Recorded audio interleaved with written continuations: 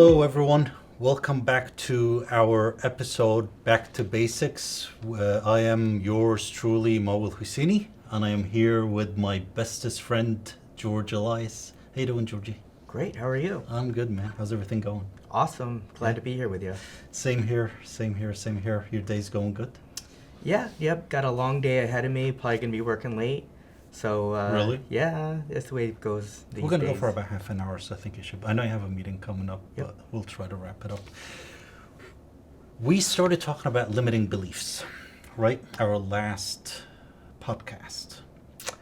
And I think we said we're going to continue today to talk about how to deal with it, Yeah, so how to counter it, right? What do you think? Shall we do that? I think that's a great idea. I think last time, if I remember correctly, we discussed more like what are the power of your limiting beliefs and limiting Its thoughts. impact on you, yep. Mhm. Right? And then we also talked a little bit about how that can not just affect you as an individual, but affect your business and the people around you, right? Correct. And what do you say, before we go into how to tackle it, how do we recognize that it's there? Right? Why don't we talk about that first? Like, how do you even know that, wow, you know what, I do have a limiting belief. I do have something that's holding me back from doing X, Y, or Z. What do you think, what are some of the symptoms that we can detect, right? Like, and I'll give you an example. To realize that I may be falling into, I don't want to call it a trap, but falling into that, scenario where I'm limiting my potential. Like, for example, I can think of myself sometimes, if I keep saying, I'll do this tomorrow, I'll do this later, you know what, when I'll get to it. Like, if you're talking to me, right, sometimes even when we talk together, I remember even back from college days, hey Mo, let's go do this. You know what, I'm busy today, let's do it next week. Let's, right, I keep pushing it out. I think that sometimes could be an indicator that I'm avoiding something that I just don't want to confront. Do you know what I mean? Yeah, totally. Can you think of something else maybe that falls under that category? Well, let's just think about this for a minute Mhm. and see if I can conjure up some examples. So here's the problem with limiting beliefs, right? These beliefs are belief systems. So I'll just call them short belief systems BS, right? They're lies, right? And part of the problem with lies that you end up believing like that is the lies end up becoming comfortable and they actually feel good, right? Mhm. So it in some way maybe even makes your life easy, because by putting something off, you don't actually have to do something to fight it. It becomes the lazy thing to do, right? The Yeah. easy thing to do is to let that lie sit there, Mhm. right? So now that we have this concept of a limiting belief, and now that we can buy into the fact that they're not, at least not the truth, right? Whether you want to buy into it being a lie and you're lying to yourself, it's at least not the truth, right? So now that we know that, Or not the reality. that's fair. Right? It could Truth, be not the reality. Yeah. truth, reality, Yeah. fine, right? But it's not the actual thing that's going on. Yes. So I would say first step would be to be aware that there's a such thing as a limiting belief or a limiting thought, right? So now that we're aware that's going on, now that we can start looking for them, I would say one thing, if there's no evidence behind it, right? If you're saying something, for instance, I'm not athletic, right? Yes. Or why. You can start testing why you're just not athletic, or could you be athletic? I think oftentimes things that are very static, you're declaring that something is a certain way and can't change. I think that's a clue that you might have a limiting belief. Yeah. Or if you're deflecting from a conversation. I keep talking to you about something, George, no, yeah, let's go start running. No, yeah, right. Well, yeah, well, what about if we do this instead? Right, like you keep kind of like dodging that conversation. And I think it may become more difficult if it's something intangible that you're talking about.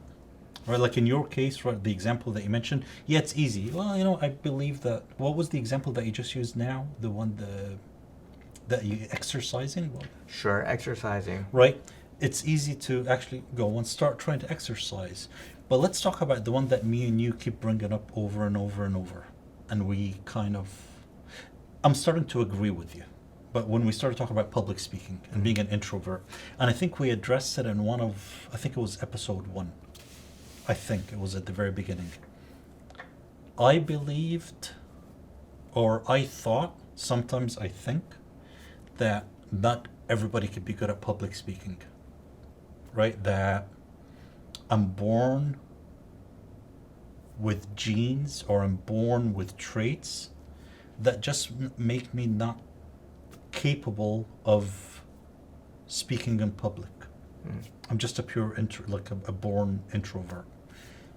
In our discussions, and I'm not going to speak for you, but from what I remember when we talked about it, I think it was a few lunches ago, you were saying that no, it may be difficult to change it, but eventually, given a couple of things which I'll let you speak about because they were your ideas, you can possibly eventually change.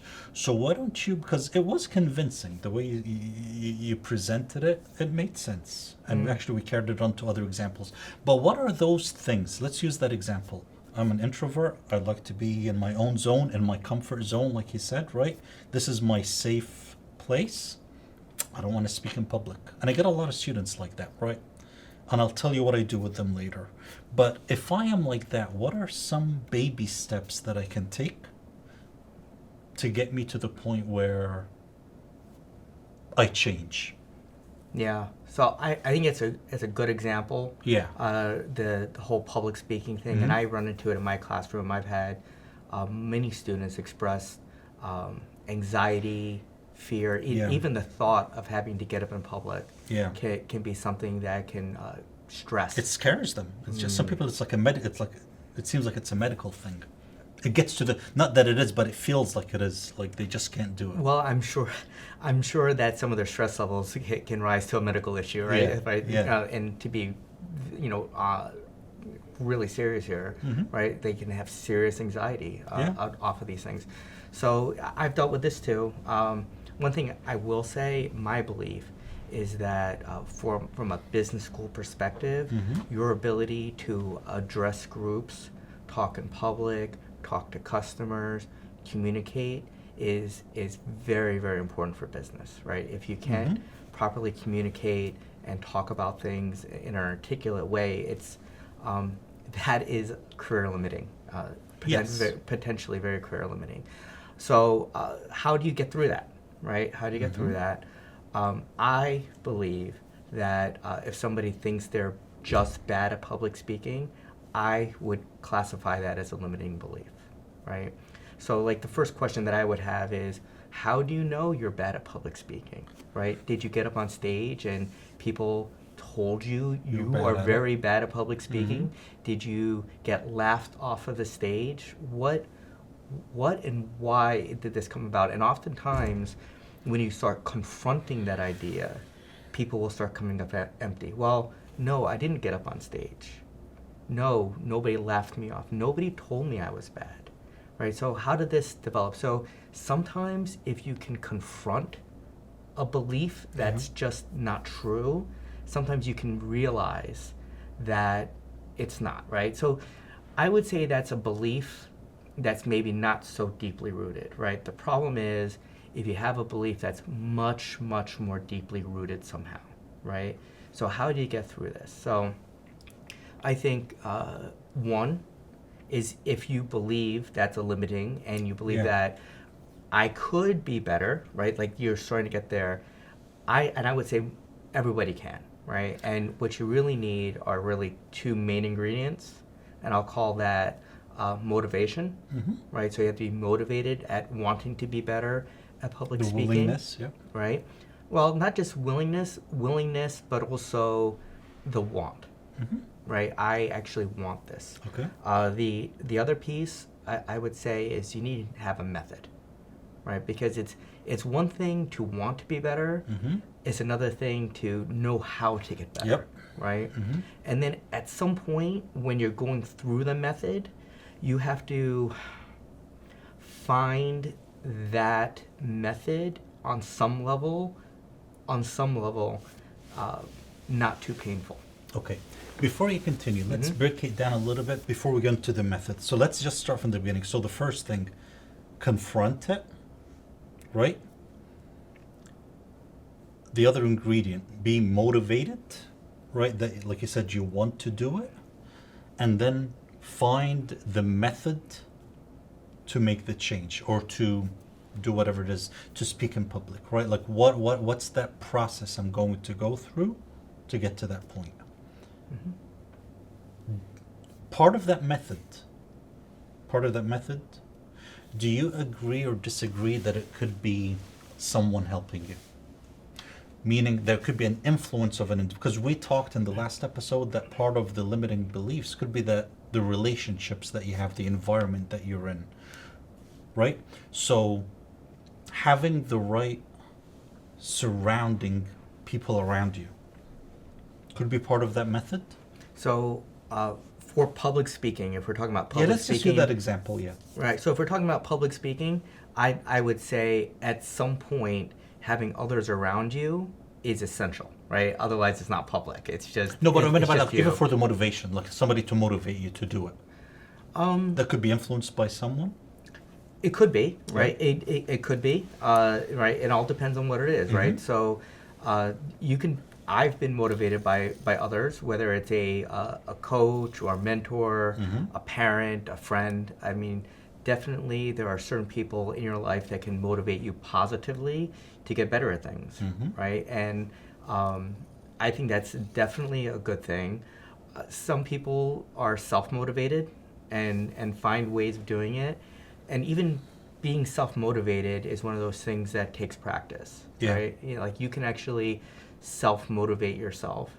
For instance, I don't know if you do it so much, but I self-talk a lot, right? I mean, I always You're have. crazy? Well, well, that's for sure. For sure I am. No, I know what you mean. I know what you mean. But I have an internal monologue going on, I would say almost always, right? But let me just bring it out when I'm running. I am definitely talking to myself. I was just going to ask, how do you use it? Oh, definitely. So use the running, like... So I'm running, I'll tell you, I'm talking to myself, you're on pace, George. I actually talk to myself in like the third person. Or, you can do it. You can get there. We're almost there, right? So I'm sitting there and being my own cheerleader oftentimes. And that self-talk, that positive self-talk can get you through a lot of things, actually. I'm thinking about myself while you're talking to see where I do that. I think I do that. And I think that voice coming from within or from outside, meaning, for example, in my class, right? Towards the end, we do a presentation. And I can see some students that sit in the classroom, very quiet, very reserved. And I know when the time comes where we're starting to prep for the presentation, just from experience, I know they're going to walk up to me and I know the conversation. Hey, professor, is there anything? Can I come present in your office on our own? Can I write my notes that I was going to speak for? I don't like to speak in public, right? True story, 100%, true scenario, more than once. When I am that voice that speaks to them, and they end up actually getting up to talk, they're like in their zone. They're better than half the other students, right? When they actually do it. So I wonder if those people, it would be interesting to know if they do have that voice, right? If they do understand that they can actually fuel themselves to do what you do, right? Where they can speak, I can do this. So right? They don't need me. So that's interesting that you compared somebody's inner voice and their that self-talk, saying that in some way maybe they were successful because they mimicked you, right? Like you planted this motivation or idea, and when they told themselves they could, it sounded like Dr. Mo. Dr. Mo told me I could do it. I can do it, right? And I think that's an interesting concept because we haven't talked about this before, No. but I think we can have multiple voices in that self-talk, right? So I talked about one positive way where I'm my own cheerleader, Yes. and I take that as part of me. This is a little bit of an advanced discussion, but if you have negative self-talk, right, maybe you can start identifying that. You could even go as far as naming it and telling that self-talk to get out of your head, right? And in that way, you can actually control and recognize negative self-talk and say, no, that's not part of me anymore, right? The truth of the matter is, I can get better at this if I want to. I can do this, right? And then that becomes your self-talk that you get to own, right? And That's part of the method, right? that is one method. That is the method, That right? is one Yeah. method. Yeah. I didn't mean to interrupt you. If you're done or finish your thought, but tell me, what other method can you think of? Right, so you can confront it, right, to prove it untrue. Sometimes you can name it, right, to make it untrue. So you, like make it an entity, materialize it, let it be, make it something that you can look at and kind of like conquer. Look at it, conquer, and depending on your personality, you might even make it something funny. You know, you decide that the lying voice in your head is a court jester. Get out of here, you silly thing. Right? So you can almost use some humor or some way of deflating that anxiety. Right? I think realizing the emotions that are going on Yeah. and why you're having negative thoughts, whether it's fear or some sort of anxiety or some trepidation, sometimes realizing what those thoughts are that are bringing you to that point might be something there. This might be just, I want to go back to the concept of the voices in your head, that self-talk, mimicking people. Sometimes limiting beliefs comes from childhood issues or Yeah, things that went on, experiences, maybe a parent. Yep. And I'll tell you, I think I said this to you before, but sometimes those good, motivating thoughts that are in my head, I've realized that those are things that my father told me So that's as right. I was growing up, right? So, you know, They Georgie, grow with you. Georgie, you can do this. Georgie, you're strong. Georgie, you're smart, right? So I was told these things. So I had that positive influence in my life, and a lot of those positive thoughts, those growth-oriented thoughts, you can do this, are kind of like the voice of my father in the back, right? Now, not all of us have that positive experience, but I think recognizing where those things come from, Yeah. right, and saying, I have a lot of negative thoughts, that's because somebody put that in me. Now you at least have a string to pull on. You get to confront them and say, well, even if those were of the best intentions, let's say, Yeah. is it true? And you know what? So two things. That's a good scenario. The opposite extreme of that is if somebody, since you're 3 years old and you could actually comprehend a conversation, has been feeding something wrong, negative, bad, whatever you want to call it, in your mind until you're 21. So that's the opposite of the words of encouragement, that That's you're right. dead. Which brings up the second point I was thinking about while you're talking. Identifying the origin of that thought in your mind, I think, is a big part of countering its effect. Knowing how it began, how it started, right? Yeah, and sometimes because of your mindset and because of your belief systems, you'll end up congregating or coming around people that have similar mindsets, which right? it confirms the faults. It confirms it. So you have limiting, the people around you, the people in the community have limiting. When you start recognizing that, then it becomes very hard to fight against those limiting beliefs. In fact, when you start your growth mindset, you almost don't fit in with the people who tell you you can't, right? In other words, you know what's a good example then to think of? If I'm scared of heights, I shouldn't go join a group of people similar to me. I should go join a group of people that are going to climb Mount Everest. right? To kind of like to break out of that, everybody's like me. I'm the same like everyone else. Then I'm okay. Yeah. Go to somebody like you said, the opposite of. Or let's get back to public speaking. Yeah. Right. Let's get back to public speaking.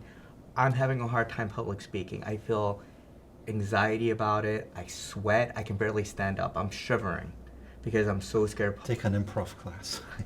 Or talk to somebody that is good about public Yeah. speaking. I'm telling you, if somebody went and said to me, Dr. George, I'm not good at public speaking, and if they wanted to have a real honest conversation, I would say, I wasn't always good, Yeah, that's what I tell. right? Yeah. I wasn't always Mhm. good. And I'll share something that I know you know, but the Yeah, audience yeah, doesn't know. I stuttered, I remember. right? Yeah. I Mhm. stutter. So I work hard every day. And you dealt with it on your own. I work hard every day to not stutter. I Right? remember That's- from Rutgers. Yeah. It's the Mhm. truth, right? Mhm.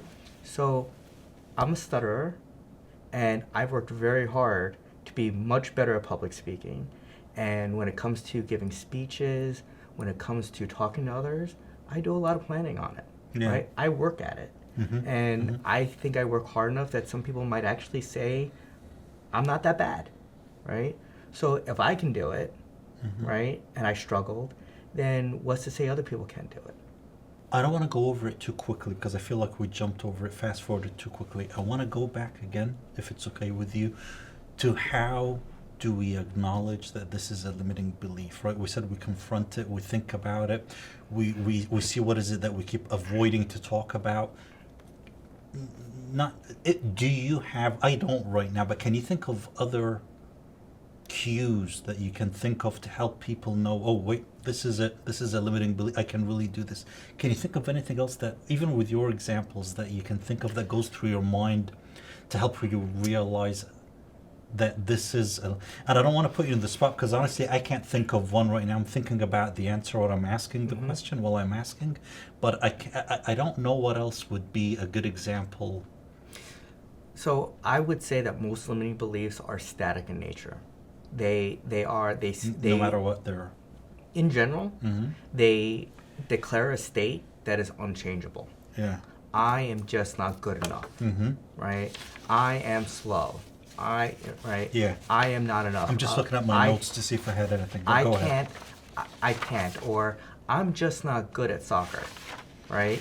So, or these sorts of statements that are definitive and static tend to be limiting beliefs, Yeah. right? Yeah. Now, a growth is I'm not very well practiced at soccer. Mm-hmm. I'm just giving you an example. I could be better if I practice soccer.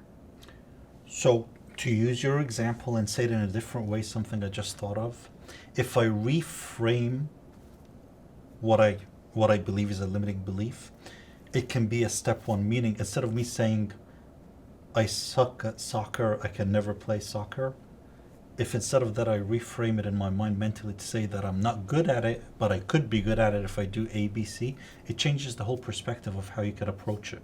100%, Right. right? I am not strong, but I could be if I worked out. So that opens the door to the possibilities. Sure. But that's the growth mindset, Yeah, right? yeah. When you stop at the state and you say, my belief is I cannot change, Mm-hmm. that's almost always a lie because people can change.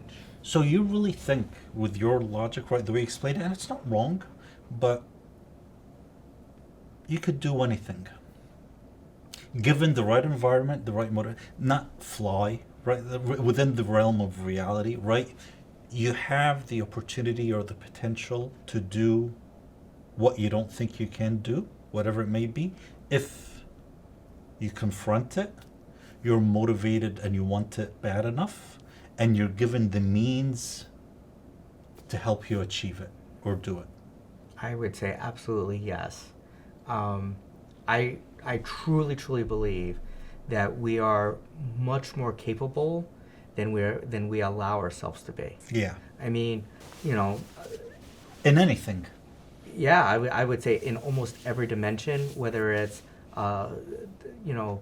academic or logic or empathy, the ability to feel for other people or to help other people, whether that's public speaking, and I'm saying that because it's both hard skills and soft skills. Exactly. Yeah. Tangible and intangible too. Yeah, Something- absolutely. I mean, I was sharing with you earlier that I believe that we can even control our own thoughts, right? And we debated this for a while, Yes, we did. right? And I'm not saying that it's an absolute, right? I mean, obviously something comes into your perception, it's hard for that not to come to mind, but you can choose how you perceive it, you can choose how you react to it, Yeah. right? And so that takes training, Yeah. right? And you talked about reframing, Yeah. right? So how do you reframe your perception? How do you reframe your beliefs to go from something that's negative to positive? Like how do you see this as an opportunity rather than obstacles, right? And a lot of people are very good at that. And I would say it takes practice. It's not something you just do on day one. And you break it down. And I'll use the example that I said last time. And I think I mentioned it when we were getting coffee earlier today. I don't think I can get any clients if I make cold calls. I used this example last time very quickly. But if I break down that statement to see what are the type of people that I call, I can maybe say that I cannot cold call people that don't know me, but if I cold call people that I met at a networking event and they know me, then there's an opportunity that that door will open and they would want to talk to me. So like when you break down, right, that statement that you're making, drill into it deeper, and then you can even drill deeper.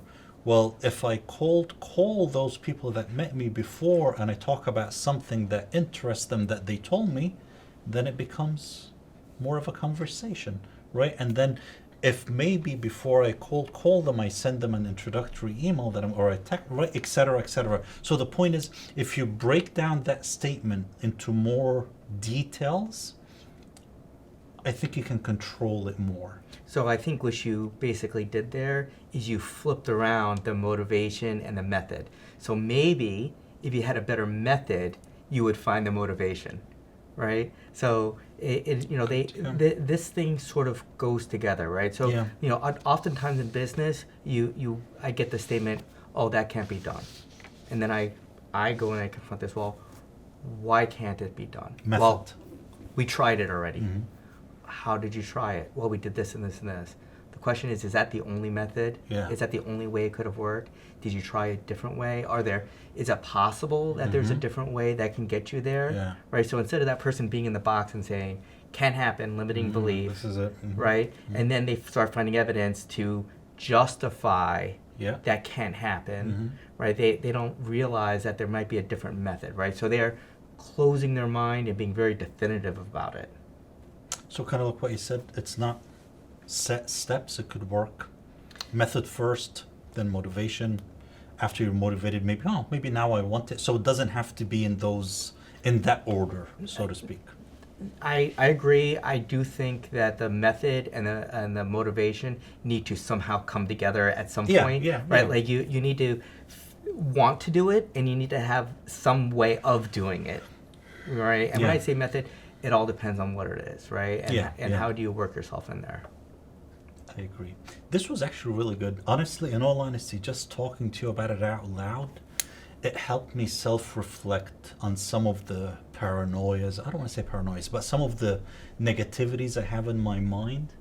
And I do see that depending on how I see it and who I choose to listen to versus who I could block out internally or externally, it could really help me see things in very different ways and revisit my approach. So I'm glad we talked about it. No, I'm glad you talked about it, see things in different ways, because that gets it, perceiving, and it actually removes your bias in the way you see it, right? So Yeah. you can, go from that negative bias to I can do this positive bias. And like we talked about before, right? If you believe you can't, you're right. Yeah. If you believe you can, you actually might be able to get someplace. So I think in general, if you can shift yourself smartly to a positive position or lean towards positive positions, you will naturally achieve more. Yeah. And I think that's what the conversation's really about here. Well said. Thank you. Awesome. Thank you. Great conversation. Thank you very much. Do you want to wrap it up? Sure, let's wrap it up. So, do you know what we're going to talk about next time? I think we'll have to play an audible. I don't know. I was thinking we have the AI conversation. Maybe we can bring Gail in, talk about the AI, the community. Do you remember what you guys were talking about last time? Yeah, let's see what we When can we do. were walking the corridor? That would be That would fun. be an interesting, Yeah. Awesome. You guys will be the experts in it, but I think it'll be an interesting conversation. We'll try to keep it light, though. All right, Sounds good, perfect. buddy. So Sounds good. I'll wrap it up. So thank you all for listening to this episode of Back to Basics on the Business Edge, brought to you by Feliciano School of Business at Montclair State University. We hope you enjoyed this episode. It's just Mo and I here. If you have any suggestions for future episodes or any feedback, we'd love to hear from you. And thank you to the team again.